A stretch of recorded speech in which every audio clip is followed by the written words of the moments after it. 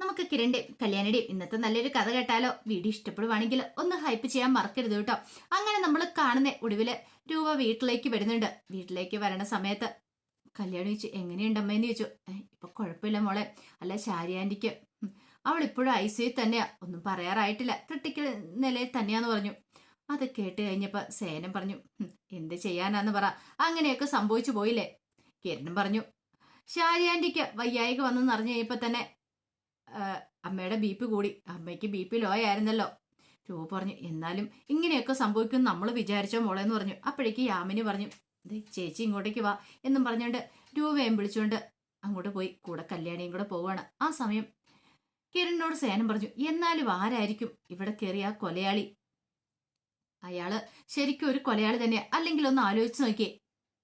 കഥയൊന്നും കുത്തി തുറക്കോ ഒന്നും ചെയ്തിട്ടില്ല, അങ്ങനെയൊന്നും ചെയ്യാതെയല്ലേ അകത്ത് കയറിയിരിക്കുന്നേ.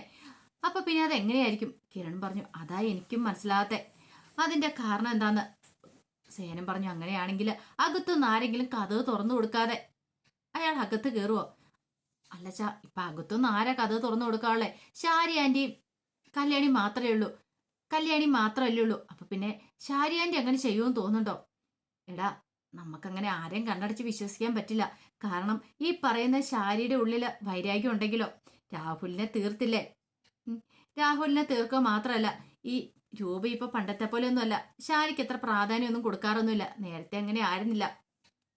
പക്ഷേങ്കില് ഇപ്പൊ രൂപ യാമിനിയുടെ അത്ര പോലും പ്രാധാന്യം ശാരിക്ക് കൊടുക്കാറില്ലെന്ന് പറഞ്ഞു. ഇനിയിപ്പൊ അതിന്റെയൊക്കെ ദേഷ്യവും വൈരാഗ്യമൊക്കെ ഉള്ളിൽ വെച്ചോണ്ടാണോ ഇങ്ങനെയൊക്കെ പ്രവർത്തിച്ചെന്ന് പറയാൻ പറ്റില്ലല്ലോ. അത് കേട്ടപ്പോ കിരൺ പറഞ്ഞു, അങ്ങനെ എനിക്ക് തോന്നില്ല. അപ്പോഴേക്ക് സേനം പറഞ്ഞു, നീ ഒന്ന് ആലോചിച്ച് വെക്കേ, താര എന്തുകൊണ്ടായിരിക്കും കല്യാണിക്ക് മെസ്സേജ് അയച്ച് സൂക്ഷിക്കണമെന്ന് പറഞ്ഞുകൊണ്ട്. അത് ശരിയാച്ചാ, അതിനെക്കുറിച്ച് ഞാനും ചിന്തിച്ചായിരുന്നു. ഒരു കാര്യം ചെയ്യാം, നമുക്ക് കല്യാണി അങ്ങോട്ടേക്കൊന്ന് പറഞ്ഞു വിട്ട് നോക്കിയാലോ. കല്യാണി പോയി സംസാരിച്ചിട്ടുണ്ടെങ്കിൽ ചിലപ്പോൾ കാര്യങ്ങളൊക്കെ അറിയാൻ സാധിച്ചേക്കും. താര കാര്യങ്ങൾ പറയായിരിക്കും. അല്ലെങ്കിൽ പിന്നെ ഒരു കാര്യം ചെയ്യാം, ഞാൻ പോയി അവളോട് സംസാരിക്കാന്ന് പറഞ്ഞു. അച്ഛൻ പോയാൽ ശരിയാകത്തില്ല. കാരണം അച്ഛനേക്കാളും കൂടുതലായിട്ട് കാര്യങ്ങളൊക്കെ മനസ്സിലാവുന്ന കല്യാണിക്കായിരിക്കും.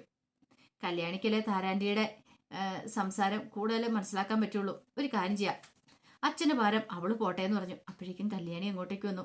കല്യാണി വന്നു കഴിഞ്ഞപ്പോൾ കിരൺ പറഞ്ഞു, കല്യാണി നീ ഒരു കാര്യം ചെയ്യണം, നീ താരാന്റിയുടെ അടുത്ത് വരെ പോണെന്ന് പറഞ്ഞു. എന്താ കിരണേട്ടാ? താരാന്റിയുടെ മനസ്സിൽ ഈയിടെ എന്തൊക്കെയോ ഒരു വിഷമം ഉണ്ടെന്നല്ലേ നീ പറഞ്ഞേ? അത് ഞങ്ങൾക്കും തോന്നിയ കാര്യമാ. അത് മാത്രമല്ല, താരാന്റി നിനക്ക് മെസ്സേജ് അയച്ചില്ലേ സൂക്ഷിക്കണം മോളേന്നും പറഞ്ഞു. അത് എന്തുകൊണ്ടാന്ന് അറിയണമല്ലോ. ആന്റിയുടെ മനസ്സിൽ വേറെന്തെങ്കിലും കരട് കയറിയിട്ടുണ്ടോന്ന് അറിയില്ല. സരുവിനെ കുറിച്ച് ഓർത്തിട്ടാണോ ഇനിയിപ്പം മനസ്സിൽ വേറെ എന്തെങ്കിലും വേവലാതി ഉണ്ടോന്ന് അറിയില്ല. അതറിയണമെങ്കിൽ നീ ചെന്ന് താരാന്റിയോട് കാര്യങ്ങളൊക്കെ തിരക്കണമെന്ന് പറഞ്ഞു. ഞാൻ പോകാൻ കിരണേട്ടാന്ന് പറഞ്ഞു. അങ്ങനെ ഒടുവില് താരയെ കാണാനായിട്ട് കല്യാണി ചെല്ലുവാണ്. അങ്ങനെ ചെന്ന സമയത്ത് താരയ്ക്ക് കല്യാണി കണ്ടുകഴിഞ്ഞ് ഭയങ്കര ബുദ്ധിമുട്ടായിരുന്നു.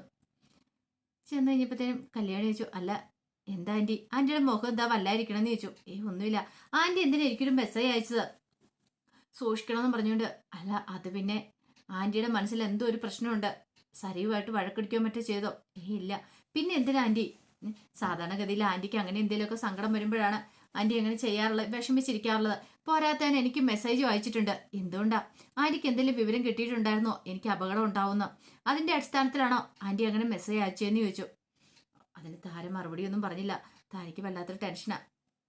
അപ്പോഴേക്കും കല്യാണി പറഞ്ഞു, ആന്റി ആന്റി ഇങ്ങനെ മിണ്ടാതിരുന്നിട്ട് കാര്യമില്ല. ആന്റിയുടെ മനസ്സിൽ എന്തുണ്ടെങ്കിലും എന്നോട് തുറന്നു പറ.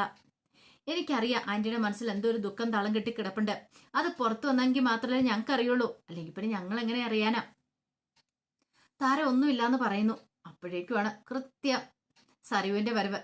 ആ സരു വന്നിട്ട്, ആഹാ കല്യാണിയോ, ഇതെപ്പോ വന്നു? ഞാനിപ്പോ വന്ന് കയറിയതുള്ളൂ. ഞാൻ വന്നതേ താര ആന്റിയോട് കുറച്ച് കാര്യങ്ങളൊക്കെ ചോദിക്കാനാ. അമ്മയോട് എന്ത് ചോദിക്കാൻ? ആന്റിയുടെ മനസ്സിൽ എന്തോ ഒരു പ്രശ്നമുണ്ട്. ആന്റിയുടെ മനസ്സിൽ എന്തോ ഒരു സങ്കടമുണ്ട്. അതെന്താണെന്ന് അറിയാൻ വേണ്ടിട്ട് ഞാൻ വന്നോന്ന് പറഞ്ഞു. സരുവിന്റെ ഉള്ളൊന്ന് കിടുങ്ങി. ദൈവമേ, തന്റെ തള്ളയെങ്ങാനും പറഞ്ഞു കൊടുക്കോ എന്നൊരു ചിന്തയായിരുന്നു. പെട്ടെന്ന് താര എങ്ങനെ രൂക്ഷമായിട്ട് നോക്കുവാണ് സരയു. അപ്പോഴേക്കും സരയു ഒന്നും അറിയത്തില്ലാത്ത മട്ടി പിന്നീട് പറഞ്ഞു, എന്താ കല്യാണി ഇത്? അങ്ങനെ എന്തേലും പ്രശ്നം ഉണ്ടെങ്കിൽ അമ്മ എന്നോട് പറയില്ലേ? അല്ല സരുവിനോട് ഇനി എന്തേലും പറഞ്ഞായിരുന്നോ? എന്നോടൊന്നും പറഞ്ഞില്ല. ഞാൻ കുറെ ദിവസമായിട്ട് അമ്മയോട് ചോദിക്കുന്നുണ്ട് എന്താ ഏതാന്നൊക്കെ. പക്ഷെ അമ്മ ഒന്നുമില്ല എന്നാ പറയണേ. അപ്പൊ കാര്യമായിട്ടുള്ള പ്രശ്നങ്ങളൊന്നും ഇല്ലാന്ന് തോന്നേ. എന്നാലും എനിക്ക് തോന്നി. അത് മാത്രമല്ല, എനിക്ക് മെസ്സേജ് അയച്ചിട്ടുണ്ടായിരുന്നു സൂക്ഷിക്കണമെന്നും പറഞ്ഞുകൊണ്ട്. അതെന്തുകൊണ്ടാന്ന് അത് കേട്ടുകഴിഞ്ഞപ്പം സരുവിന് വെപ്രാളമായി. സരു പറഞ്ഞു, അത് പിന്നെ ഉണ്ടല്ലോ കല്യാണി, ഇപ്പൊ കുറെ പ്രശ്നങ്ങളൊക്കെ നടക്കുന്നുണ്ടല്ലോ ഇവിടെ, നിനക്കെതിരെ വധശ്രമമൊക്കെ നടന്നല്ലോ, അപ്പൊ അതുകൊണ്ട് ചിലപ്പോ അമ്മ പേടിച്ചിട്ട് അയച്ചായിരിക്കും. അല്ല, നീ അമ്മയായിട്ട് വഴക്കടിച്ചോ? വഴക്കൊന്നും അടിച്ചില്ല കല്യാണി, എനിക്ക് വഴക്കടിക്കാൻ പറ്റുമോ? എൻ്റെ അമ്മയിലേ ഉള്ളൂ. എത്ര കാലത്തിന് ശേഷം എനിക്ക് എൻ്റെ അമ്മയെ കിട്ടുന്നേ, എൻ്റെ പെറ്റമ്മയെ കിട്ടുന്നത്. ഞാൻ പോലും വിചാരിച്ച കാര്യമല്ലല്ലോ അത്. എൻ്റെ വളർത്തമ്മയോടൊപ്പം കഴിഞ്ഞിരുന്ന ഞാൻ സ്വന്തം പെറ്റമ്മയെ കിട്ടുമെന്ന് ഒരിക്കലും പ്രതീക്ഷിച്ചല്ല. അപ്പൊ പിന്നെ എൻ്റെ പെറ്റമ്മയോട് ഞാൻ വഴക്കിടുവോ? ഒരിക്കലും ഇല്ല എന്നൊക്കെ പറഞ്ഞ് കല്യാണിയുടെ മനസ്സ് മാറ്റാൻ ശ്രമിക്കുകയാണ്. കല്യാണി പറഞ്ഞു, എനിക്കിതൊന്നും അറിയണം തോന്നി, താരാനിയുടെ മനസ്സിൽ എന്തോ വിഷമമുണ്ടെന്ന് തോന്നി, അതുകൊണ്ടാണ് ഞാൻ ഇങ്ങോട്ടേക്ക് വന്നേ. പെട്ടെന്ന് താര പറഞ്ഞു, ഞാൻ മോൾക്ക് കുടിക്കാൻ എടുക്കട്ടെ എന്ന് കാണിക്കുകയാണ്. വേണ്ട ആൻറ്റി, കുടിക്കാനൊന്നും വേണ്ട, ഞാൻ പോയേക്കുക. പിന്നെ ഈ കാര്യങ്ങളൊന്ന് ചോദിച്ചറിയണമെന്ന് കരുതി. അപ്പോൾ ബുദ്ധിമുട്ടൊന്നും ഇല്ലോ എന്ന് ചോദിച്ചു. ഇല്ലാന്ന് പറഞ്ഞു. അങ്ങനെ സരു ഇങ്ങനെ രൂക്ഷമായിട്ട് താരേനെ നോക്കി. അപ്പോഴേക്കും കല്യാണി അങ്ങോട്ട് പോവുകയും ചെയ്തു. കല്യാണി ഇറങ്ങിക്കഴിഞ്ഞപ്പോഴത്തേന് സരു നേരെ താരയ്ക്ക് നേരെ തിരിവാണ്. നിങ്ങളെ ഞാൻ ഉണ്ടല്ലോ എന്ന് പറഞ്ഞ അടുത്തേക്ക് ഒന്ന് കയ്യിലേക്ക് അങ്ങോട്ട് പിടിച്ചു. ഒരു കാര്യം ഞാൻ പറഞ്ഞേക്കാം, ഇപ്പൊ അവള് വന്നത് കണ്ടോ അന്വേഷിച്ച, നിങ്ങളൊരു മെസ്സേജ് അയച്ചതിന്റെ ബലവാ. സൂക്ഷിക്കണമെന്നും പറഞ്ഞ് മെസ്സേജ് അയച്ചിരിക്കുന്നു. അല്ല, ഞാനൊരു കാര്യം ചോദിച്ചോട്ടെ, നിങ്ങളുടെ സ്വന്തം മോളല്ലേ ഞാന്? കല്യാണിയോ? കല്യാണി ആരാ നിങ്ങളുടെ? എന്നിട്ടോ അവളോട് സൂക്ഷിക്കണം പോലും. അല്ല, എന്നെക്കാളും പ്രിയം നിങ്ങൾക്ക് അവളാണോ? അങ്ങനെ ഒരു കാര്യം സത്യങ്ങളൊക്കെ അങ്ങോട്ട് വിളിച്ചു പറഞ്ഞേരെ. പിന്നെ ഈ സരുവിനെ നിങ്ങൾ കാണത്തില്ല എന്ന് പറഞ്ഞു. പിന്നെ ഒരു കാര്യം, എങ്ങാനും നിങ്ങൾക്ക് എന്നെ ഒറ്റിക്കൊടുക്കണം തോന്നുന്നുണ്ടെങ്കിൽ പിന്നെ നിങ്ങൾ ഭൂമി ജീവനോടെ കാണത്തില്ല. നിങ്ങൾ മാത്രമല്ല, ഞാൻ പലരെ ഇല്ലാതാക്കും. നിങ്ങൾക്കറിയാലോ, കുഞ്ഞുനാളിലെ മുതലുള്ള എൻ്റെ ഏറ്റവും വലിയ ആഗ്രഹമായിരുന്നു കിരണിനെ സ്വന്തമാക്കണം എന്നുള്ള. ആ ആഗ്രഹത്തിന് തടയിട്ടുകൊണ്ടാണ് അവൾ വന്നത് കല്യാണി. അവള് കിരണിന്റെ ജീവിതത്തിലേക്ക് വന്നില്ലായിരുന്നെങ്കിൽ ഞാൻ കിരണിന്റെ ഭാര്യയായി നല്ല സുഖത്തോട് സന്തോഷത്തോടു കൂടി ജീവിച്ചേനെ. ആ മനോഹർ എന്ന് പറയുന്ന കശ്മലിന് എൻ്റെ ജീവിതം തല്ലി ഉടക്കില്ലായിരുന്നു. പക്ഷെ എല്ലാത്തിനും കാരണം ഇവളെ ഒറ്റയൊരുത്തിയാ. അവളെ ഞാൻ തീർക്കാനായിട്ടായിരുന്നേ. ആ സമയത്ത് സെന്റിമെന്റ്സും അടിച്ച് അവളെ രക്ഷിക്കാനെങ്ങാനും നിങ്ങൾ ശ്രമിച്ചിട്ടുണ്ടെങ്കിൽ ഈ സരുവിന്റെ മറ്റൊരു മുഖം നിങ്ങൾ കാണും എന്നൊക്കെ പറഞ്ഞ് കുറെ ചീത്തയൊക്കെ വിളിച്ചിട്ടാണ് സരു കയറി പോകുന്നത്. ആ സമയം താരയ്ക്ക് ടെൻഷനായി. സത്യം പറയാനും പറ്റില്ല, പറയാതിരിക്കാനും പറ്റാത്ത അവസ്ഥ. എന്ത് ചെയ്യണമെന്ന് പോലും അറിയില്ല. കല്യാണിയോട് വേണമെങ്കിൽ കാര്യങ്ങളൊക്കെ തുറന്നു പറയായിരുന്നു. പക്ഷെ അപ്പം സരു ഒരു വലിയ പ്രശ്നമായിട്ട് മുന്നിൽ നിൽക്കുവാണല്ലോ. സരു എന്ത് ചെയ്യുന്നൊരു പേടി കാരണമാണ് ഒന്നും പറയാതിരുന്ന താര. ഇതേ സമയത്ത് പ്രകാശന് ജയിലിൽ പണിയായിരുന്നു. അപ്പോഴേക്കും മനോഹർ പ്രകാശന്റെ അടുത്തേക്ക് വന്നു. അങ്ങനെ അവർ സംസാരിക്കുന്ന സമയത്ത് പ്രകാശനോട് മനോഹർ ചോദിച്ചു, അല്ല വീട്ടിൽ പോണോ, പരോളിന് ഇറങ്ങണമെന്നൊക്കെ ഉണ്ടോ എന്നൊക്കെ ചോദിക്കുകയാണ്. അത് പിന്നെ ഇല്ലാതിരിക്കുമോ? എനിക്ക് എൻ്റെ മക്കളെ കാണണമെന്ന് ആഗ്രഹമുണ്ട്. എൻ്റെ മക്കളെ കാണാൻ വരുമെന്ന് ഞാൻ വിചാരിക്കുന്നുണ്ട്. പക്ഷെ ഇതിനായിട്ടും വന്നില്ല. അല്ല, ഒരു കണക്കിന് വരാതിരിക്കുന്ന നല്ലത്. കാരണം വന്നിട്ട് പോയി കഴിയുമ്പോൾ നമുക്ക് നെഞ്ചു പടയുന്ന വേദനയായിരിക്കും അവരെ കണ്ടു കഴിയുമ്പോഴത്തേനും. അത് കേട്ടപ്പോൾ മനോഹർ പറഞ്ഞു, അത് ശരിയാ, എനിക്കെൻ്റെ മോള് വന്ന് പോയി കഴിഞ്ഞിട്ടുണ്ടെങ്കിൽ എനിക്ക് ഭയങ്കര വിഷമമാണ്. ഇപ്പം എനിക്കും എൻ്റെ മോളെ കാണാനായിട്ട് തോന്നുന്നുണ്ടെന്ന് പറഞ്ഞു. പ്രകാശൻ പറഞ്ഞു, എടാ, ഞാൻ എൻ്റെ പെൺമക്കളെ സ്നേഹിച്ചിട്ടുണ്ടായിരുന്നില്ല. പക്ഷെ ഇപ്പോഴാണ് ഞാൻ അവരെ സ്നേഹിക്കുന്നത്. അതിൻ്റെയും കൂടെ സ്നേഹം കൊടുത്ത് ഞാൻ വളർത്തിക്കൊണ്ട് വന്ന ഞാൻ തൂക്കിക്കൊന്ന എൻ്റെ മോൻ വിക്രം.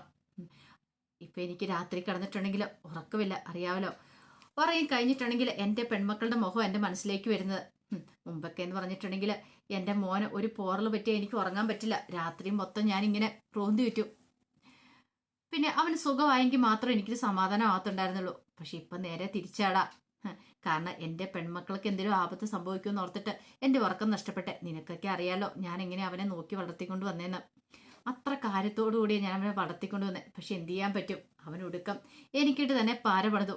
എൻ്റെ മക്കളെ ഇല്ലാതാക്കാൻ ശ്രമിച്ചു. പിന്നെ അവനെ ഞാൻ വെറുതെ വിടുവോ? അല്ല, നിന്റെ കാര്യം തന്നെ എടുത്തു വയ്ക്കേ. എടാ, നിനക്ക് എത്ര മക്കളുണ്ട്, എങ്ങനെയാണെന്നൊക്കെ നിനക്കറിയാവോന്ന് ചോദിച്ചു. നീ എന്തൊക്കെ ദുഷ്ടതകൾ ചെയ്തിട്ട് വന്നാ? അത് കേട്ടപ്പോൾ മനോഹർ പറഞ്ഞു, അതെ. പ്രകാശം പറഞ്ഞു, ഒരു പക്ഷേങ്കിൽ നിന്റെ ചെറുപ്പകാലത്ത് നിന്നെ ഉപദേശിക്കാനും നേരെയാക്കാനായിട്ടും ആരെങ്കിലും ഉണ്ടായിരുന്നെങ്കിൽ നീ ഇങ്ങനെ ഈ വഴിക്ക് പോയില്ലായിരുന്നല്ലേ? അതെ അങ്ങളെ, ഒരിക്കലും അങ്ങനെയൊന്നും സംഭവിക്കില്ലായിരുന്നു. അങ്ങനെയായിരുന്നെങ്കിൽ ഞാൻ നേരാൻ വേണ്ട നല്ലവനായിട്ട് ജീവിച്ചാനോ. പക്ഷെ എനിക്ക് ആ കാലത്ത് ഉപദേശം തരാനോ നേർവഴിയിൽ നടത്താനോ എനിക്ക് ആരും ഉണ്ടായിരുന്നില്ല. അങ്ങനെ ഞാൻ ഇങ്ങനെയായി തീർന്നേ. അങ്ങനെ സംസാരിക്കുന്ന സമയത്ത് ഭാരതം വന്നിട്ട് പറഞ്ഞു, എടാ പ്രകാശ, നിന്നെ കാണാൻ നിന്റെ പെൺമക്കൾ വന്നിട്ടുണ്ടെന്ന് പറഞ്ഞു. അത് കേട്ട പ്രകാശന് ഭയങ്കര സന്തോഷമായി. അപ്പോഴേക്കും പ്രകാശനോട് മനോഹർ പറഞ്ഞു, അതെ, അവിടെ ചെന്ന് കഴിയുമ്പോൾ കല്യാണിയോട് പറയണം എൻ്റെ മോളെയും കൂടെ ഒന്ന് കൊണ്ടേ കാണിക്കാൻ പറ്റുമെങ്കിൽ കാണിക്കണമെന്ന്. ശരി, ഞാൻ പറയാടാന്ന് പറഞ്ഞ് പ്രകാശനം കൂടെ പോയി. അപ്പോഴേക്കും വാർഡൻ ചോദിച്ചു, എടാ നിനക്ക് എത്ര മക്കളുണ്ടെന്ന് നിനക്ക് വല്ലതും അറിയാവുന്ന ചോദിച്ചു. ഇല്ല സാറേ. എടാ, നാട് നീളെ മക്കളെ ഉണ്ടായിക്കൊണ്ട് നടന്നപ്പോൾ നീ ഓർത്തില്ലല്ലേ? ആ പെൺകുട്ടികളുടെ ഒക്കെ ശാപം നിന്റെ തലയെ കാണൂടാ. അപ്പൊ പിന്നെ നിനക്ക് ഇവിടുന്ന് പെട്ടെന്ന് ഇറങ്ങാനൊന്നും പറ്റില്ല. നീ അനുഭവിക്കാനുള്ള അനുഭവിച്ച് മാത്രം തീർക്കോളാം എന്ന് പറഞ്ഞു. ഇതേ സമയം പ്രകാശം ചെന്ന് കഴിഞ്ഞപ്പം കല്യാണിയും കാദംബരിയും കൂടെ ആയിരുന്നു വന്നിരിക്കുന്നത്. കാദംബരി പറഞ്ഞു, കാർത്തേച്ചി വന്നില്ല. കാർത്തേച്ചിക്ക് ദിലീപേന്റെ വീട്ടിലേക്ക് പോകേണ്ടതായിട്ട് വന്നു, അതുകൊണ്ട് വന്നില്ല. ഞങ്ങൾ രണ്ടുപേരും കൂടെ വന്നേന്ന് പറഞ്ഞു. പ്രകാശം പറഞ്ഞു, ഞാൻ എൻ്റെ മക്കളുടെ കാര്യം ഓർത്തുള്ളൂ, നിങ്ങൾ എന്നെ കാണാൻ വന്നല്ലോ. കല്യാണി പറഞ്ഞു, അച്ഛൻ വിഷമിക്കൊന്നുണ്ട. അധികം വൈകാതെ തന്നെ നവീൻ വക്കീൽ അച്ഛനെ പുറത്ത് എത്തിച്ചോളും. പിന്നെ ഒരു കാര്യമുണ്ട്, അച്ഛൻ കോടതി കൂടുന്ന സമയത്ത് അവനെ കൊന്നെന്നുള്ള കാര്യമൊന്നും വിളിച്ചു പറയാതിരുന്നാൽ മതി. അച്ഛന് പരോള് കിട്ടി അച്ഛൻ പെട്ടെന്ന് തന്നെ പുറത്തിറങ്ങണമെന്ന് പറഞ്ഞു. ഇത് കേട്ടപ്പോൾ പ്രകാശം പറഞ്ഞു, അതൊന്നും എനിക്ക് കുഴപ്പമില്ല മക്കളെ, എനിക്ക് ഇടയ്ക്കിടയ്ക്ക് എൻ്റെ മക്കളെ കണ്ടാൽ മതി എന്ന് പറഞ്ഞു.